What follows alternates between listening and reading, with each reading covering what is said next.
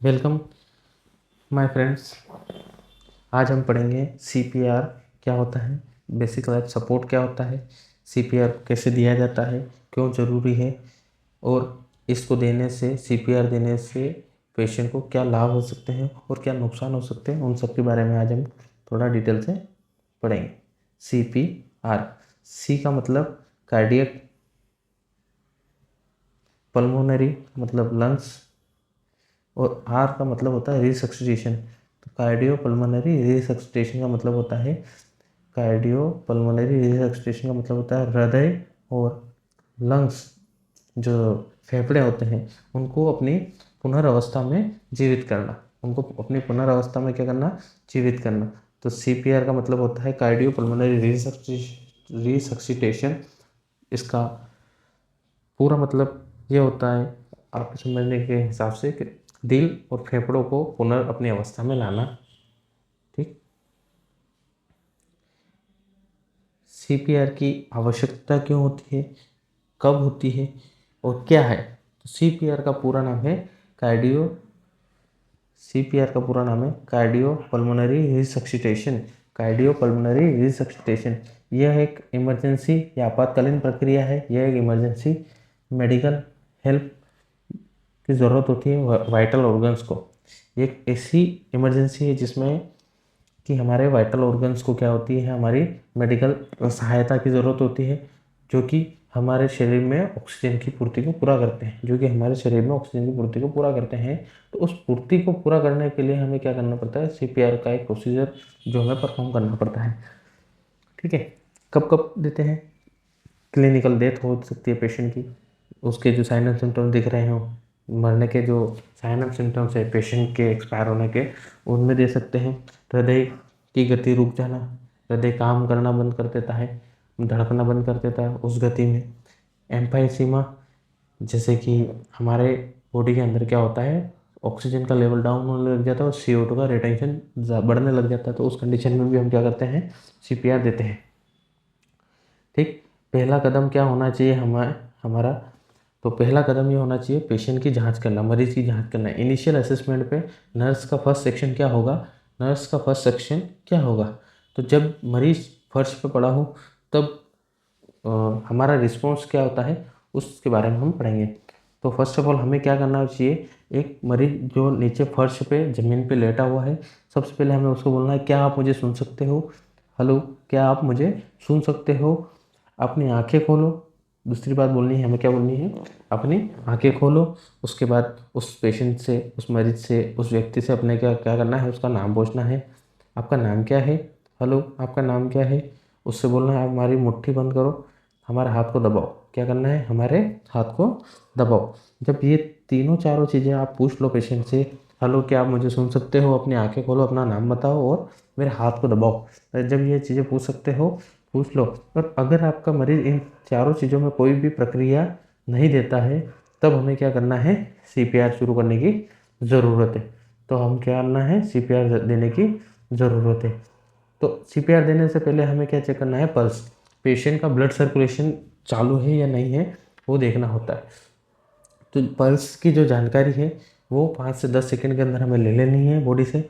तो वयस्क, एक एडल्ट व्यक्ति के अंदर कैरोटिड आर्टरी चेक करते हैं हम। एक जो व्यक्ति होता है, वयस्क व्यक्ति होता है, उसकी कौन सी आर्टरी चेक करते हैं हम? कैरोटिड आर्टरी, जो कहाँ होती है, गर्दन में। जो कहाँ होती है, गर्दन में। ये कहाँ होती है, गर्दन में। हमें गर्दन पे ऊपर हाथ रखना है, 5 से 10 सेकेंड तक हमें उंगलियों से स्पर्श करके महसूस करना है कि पल्स आ रही है या नहीं आ रही है। उसके बाद अगर कोई बच्चा है तो उसके इनग्रोइन एरिया में क्या होता है, फीमोरल आर्टरी निकलती है, तो उस फीमोरल आर्टरी को हमें चेक करना है। ठीक।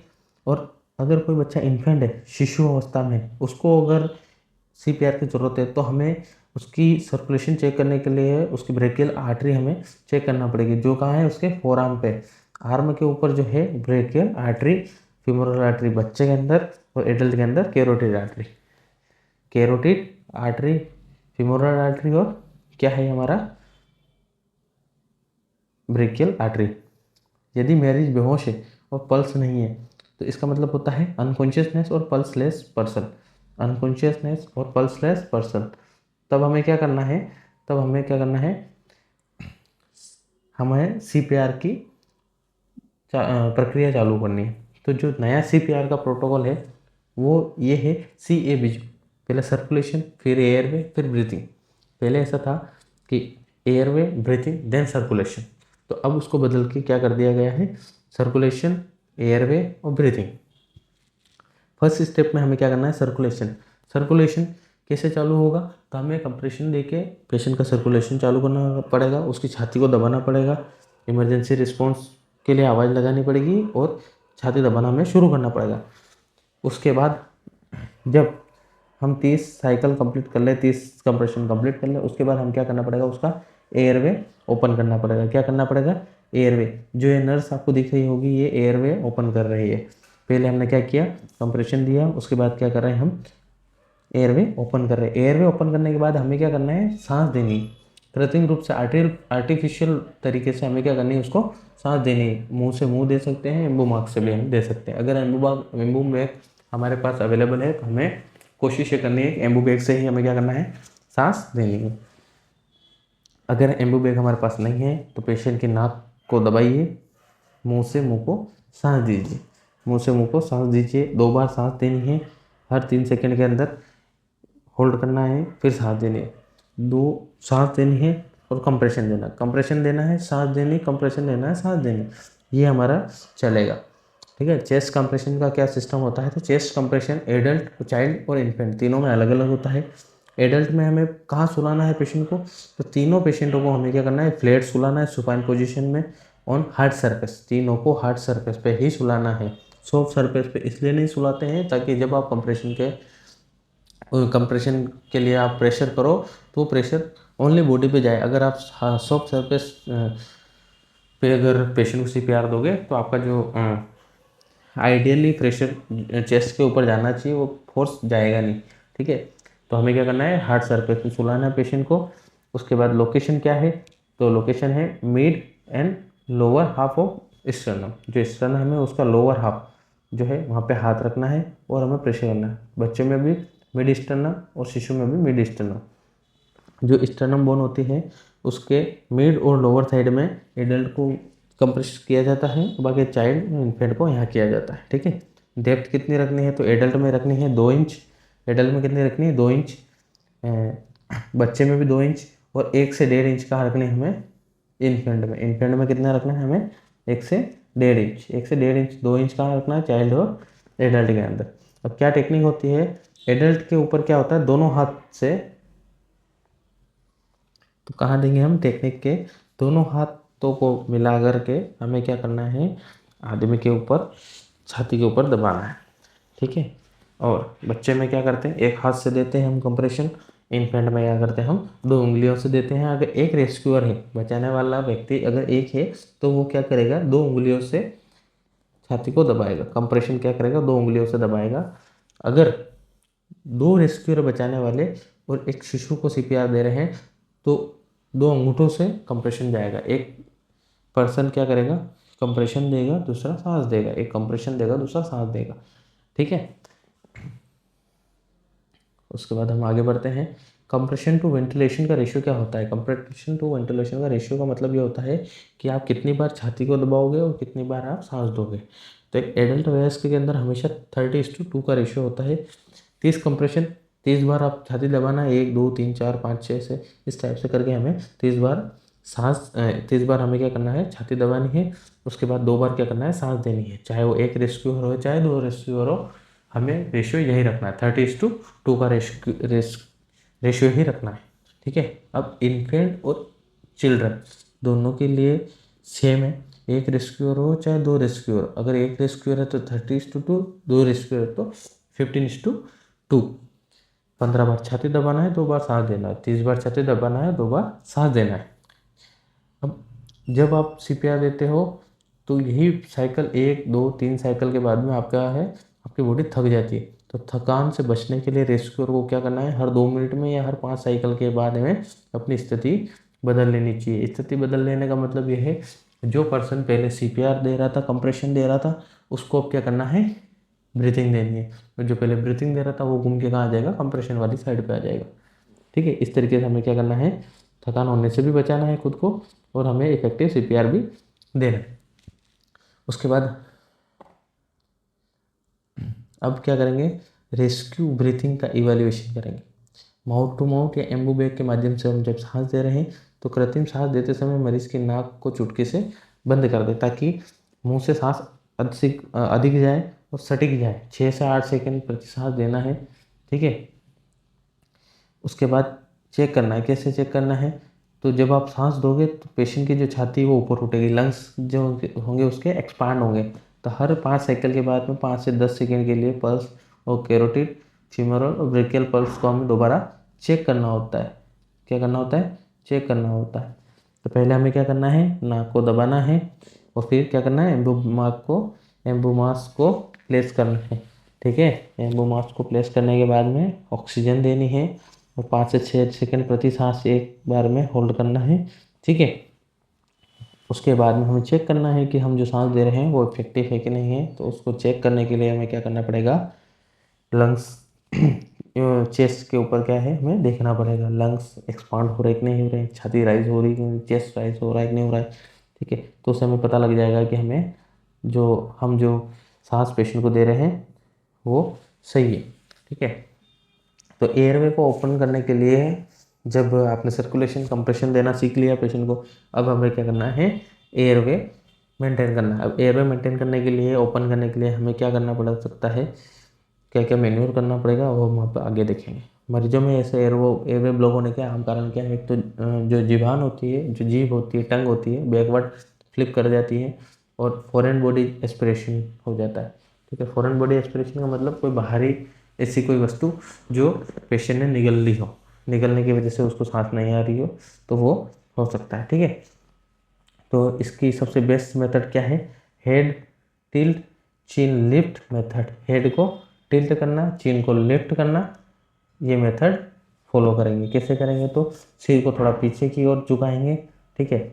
इसका मतलब head slightly tilt to the backward direction, पीछे की तरफ क्या करेंगे हम, इसको हेड को घुमाएंगे। कैसे करेंगे हम, सिर को क्या करेंगे, पीछे की तरफ ऐसे घुमाएंगे। जब यहाँ उसके बाद में ये जो लोकेशन है, ठीक है, चिन, यहाँ से इसको स्लाइडली पकड़ के ऊपर करेंगे, ऐसे यहाँ से ऊपर किया और इसको पीछे की तरफ धक्का दिया, तो अपनी गर्दन क्या हो जाएगी, पीछे की तरफ मिल जाएगी। और इससे क्या होगा, सबसाइड द टंग, जो टंग पीछे बैक फ्लिप पे हो रखी होगी वो उसका क्या होगा, एयरवे खुल जाएगा। क्या होगा, एयरवे खुल जाएगा। तो हमें क्या करना है, हेड टिल्ट चिन लिफ्ट मेथड का उपयोग करके एयरवे को ओपन करना है, ठीक है। आपको एक चीज़ ध्यान रखनी है कि स्पाइनल इंजरी का सस्पेक्टेड अगर कोई पेशेंट है, एयरवे सस्पेक्ट है जिसके किस चीज़ से, स्पाइनल इंजरी, अगर पेशेंट को क्या है स्पाइन में सपोज RTA केस से रीढ़ की हड्डी में कोई चोट लग गई, गर्दन में चोट लग गई, ठीक है, तो उस विधि में आपको हेड टिल्ट चिन लिफ्ट मेथड का यूज़ नहीं करना है। उस टाइम में आपको क्या करना है, जो थ्रस्ट मेथड का यूज़ करना है। क्या करना है, जो थ्रस्ट मेथड का यूज़ करना है। जो थ्रस्ट मेथड क्या होती है, जो थ्रस्ट मेथड क्या होती है, जो थ्रस्ट मेथड का उपयोग करना है, ठीक है। जो थ्रस्ट मेथड का उपयोग करना है, इसमें क्या होता है, हमें गर्दन को यहाँ ऐसे पकड़ना है और क्या करना है, पीछे की तरफ घुमाना है, पीछे की तरफ खींचना है, ठीक है। तो क्या है कि जो इसके कॉम्प्लिकेशन होने के चांस है वो बच जाएंगे। क्या है, कॉम्प्लिकेशन होने के चांसेस जो है वो बच जाएंगे। अब फॉरेन बॉडी एस्पिरेट कर गया है पेशेंट, वो आपको किसे पता चलेगा, उसको फॉरेन बॉडी एस्पिरेशन को एक नाम से और जाना जाता है, चोकिंग होना,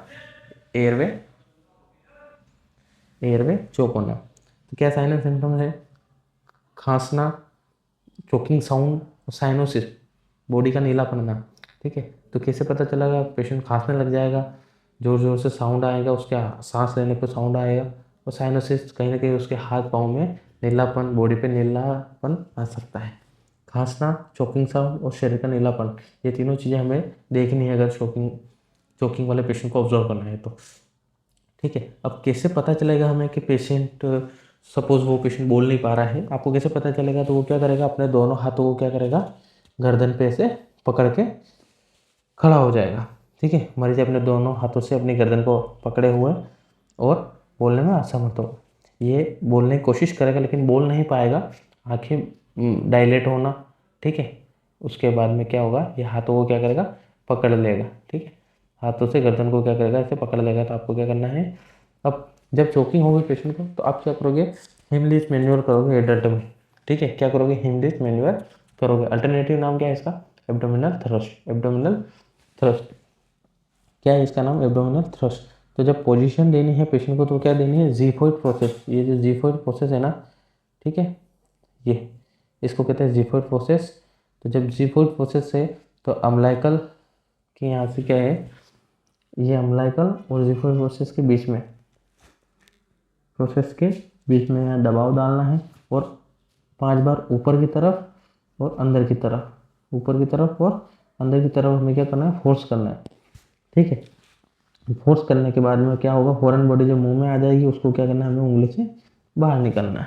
पहले क्या करना है, पोजीशन देनी है ज़िफोइड प्रोसेस से अम्लाइकस के बीच में जो स्पेस है वहाँ पे प्रेशर देके अपवर्ड इनवर्ट अपवर्ड मूव करना है। उसके बाद में जो फॉरेन बॉडी बाहर आएगी उसको निकालना है।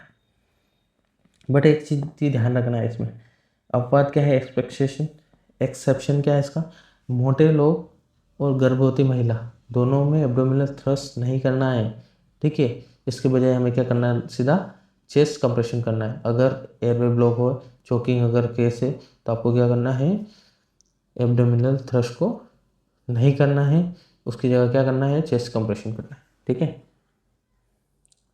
चोकिंग का मैनेजमेंट बच्चों में कैसे होगा, तो बच्चों को आगे की तरफ झुकाना है, फर्स्ट ऑफ ऑल आगे की तरफ झुका के लाइन फॉरवर्ड डायरेक्शन। उसके बाद क्या करना है, हाथों को पिछले हिस्से से कंधे पे ब्लेड के बीच में, कंधे के ब्लेड के बीच में, शोल्डर ब्लेड्स जो होती हैं उनके बीच में 5 बार मारना है, ब्लो बैक फ्लो थ्रस्ट करना, जैसे मारना है, ठीक है, 5 बार मारना है। अब इसमें क्या है, बच्चे के मुंह में अगर ब्लाइंड फिंगर नहीं डालना है, कारण क्योंकि बच्चे को नहीं पता है मुंह में आने के बाद वापस उसको निकलना है कि नहीं निकलना। आपने जैसे ही बच्चे के मुंह में उंगली डाली वो वापस उसको क्या करेगा, इनसाइड निकल लेगा, धकेली जाती है। तो ये वो आपका जो चोकिंग का मैनेजमेंट है वो फेल हो जाएगा। सीपीआर क्या है, कॉम्प्लिकेशन क्या क्या हो सकते हैं, सीपीआर देने के कॉम्प्लिकेशन क्या क्या हो सकते हैं। जीवन रक्षक होने के बावजूद भी सीपीआर के दौरान कुछ शारीरिक चोटें आ सकती, ये नॉर्मल बात है। फर्स्ट ऑफ ऑल क्या हो सकता है, हिप फ्रैक्चर। रिब फ्रैक्चर क्या हो सकता है, रिब फ्रैक्चर, पसलियों का टूट जाना मोस्ट कॉमन है। उसके बाद में क्या हो सकता है, एक और चीज़, स्टर्नम फ्रैक्चर हो सकती है। स्टर्नम बोन जो होती है वो फ्रैक्चर हो सकती है। कॉलर बोन जो जिसे हम ब्यूटी बोन के नाम से भी जाना जाता है, वो फ्रैक्चर हो सकती है। जब ये फ्रैक्चर होते हैं तो फ्रैक्चर होने की वजह से क्या हो सकता है, इन बोन्स के जो पार्टिकल होते हैं वो कहीं ना कहीं आपके लीवर को, आपके लंग्स को पंचर कर सकते हैं। लीवर और लंग्स के पंचर होने के चांसेस भी ज़्यादा रहने। तो ओवरव्यू अगर हम देखें तो हमें क्या क्या सबसे ज़्यादा ध्यान रखने की चीज़ है, तो सर्कुलेशन, ऑब्जर्वेशन, ये सारी चीज़ें हमें को मेथड का जो है यूज़ हमें करना है पेशेंट को शुरुआती में। फिर पल्स चेक करनी है, तो एडल्ट में हम कौन सी कैरोटिड पल्स चेक करते हैं, बच्चों में क्या है फीमोरल, और इन्फेंट में क्या है ब्रेकियल हम चेक करते हैं, ठीक है। और कोई मरीज अगर बेहोश है, पल्स रहित है, तो उसमें सर्कुलेशन स्टार्ट करना है, उसके बाद एयरवे को देखना है, उसके बाद क्या करना है, हमें ब्रीथिंग देनी है। इसका पालन करेंगे। और रेशियो का क्या रहेगा, तो वयस्क के लिए हमेशा 30:2, बच्चों में अगर 2 रेशियो हैं तो 15:2। ट्रोमा स्पाइनल इंजरी वाले पेशेंट के अंदर जो थ्रस्ट का उपयोग नहीं करेंगे, ठीक है। एब्डोमिनल थ्रस्ट का उपयोग नहीं करेंगे, जो थ्रस्ट का उपयोग करेंगे, ठीक है। चोकिंग के दौरान बच्चों के मुंह में कभी कभी अंधी उंगली नहीं देनी, ब्लाइंड स्वेप नहीं करना है, ठीक है। तो आज हम पढ़े हैं इस चीज़ के बारे में, आगे जो इसका प्रोसीजर होगा वो हम अगले वीडियो में पढ़ेंगे। Thank you. Subscribe, like and share.